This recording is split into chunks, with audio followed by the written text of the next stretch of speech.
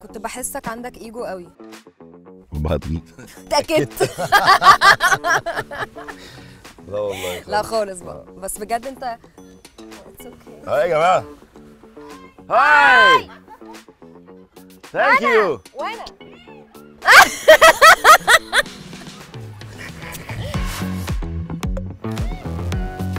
بعرف اسماء من قبل ما نشتغل مع بعض، بحب شغلها جدا.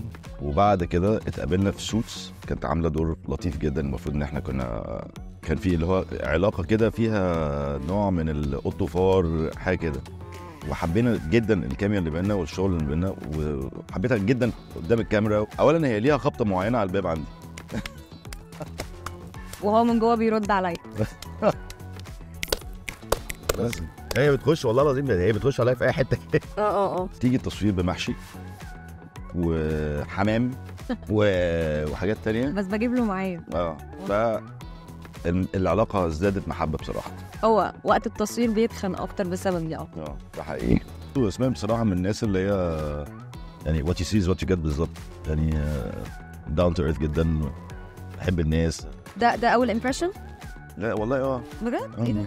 وبيتهيألي ان احنا هنشتغل مع بعض كتير. انا كمان حاسه كده. عندي الاساس. طب رشحني في اعمالك. ايه اللي عجبك في فيلم من غير الاوفيس؟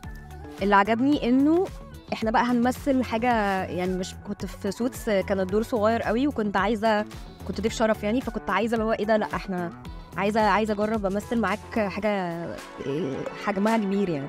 فدي كانت اكتر حاجه محمساني، ان انا كنت حابه ان احنا نشتغل مع بعض، والقصه انترستنج، وده من احلى ادوار البنات اللي قريتها في حياتي.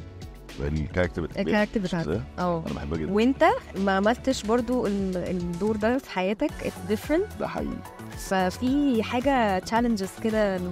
انا بالنسبه لي من اول ما قريت الورق والله العظيم مش شايف حد غيرك. والله ما ينفعش. هي يا جماعه كلومزي مود. هو الكاركتر مكتوبه ليكي بصراحه. لا مكتوب حلو قوي بصراحه. الحاجات اللي انا نفسي اعملها اكشلي نعمل مسرح انا ما عملتش مسرح بقالي كتير جدا. انت عامله مسرح بقالك شويه، بتعملي كتير. بس تصدق ممكن تبقى لذيذه جدا لانك، بس مش عارفه ليه تخيل حاجه مافيا، حاجه باد اس جانج. بجد لازم تبقى كوميدي. انا مش هصدقها. ولا انا، بس بجد تخيلتها حلوه. احنا اشتغلنا كده مع بعض 3 مرات. ولاد رزق، بس ولاد رزق ما اشتغلناش معاه. ايوه ما كناش مع بعض. بس انا بحب دورك جدا. احلف. دمك خفيف جدا في السنه ده، بجد.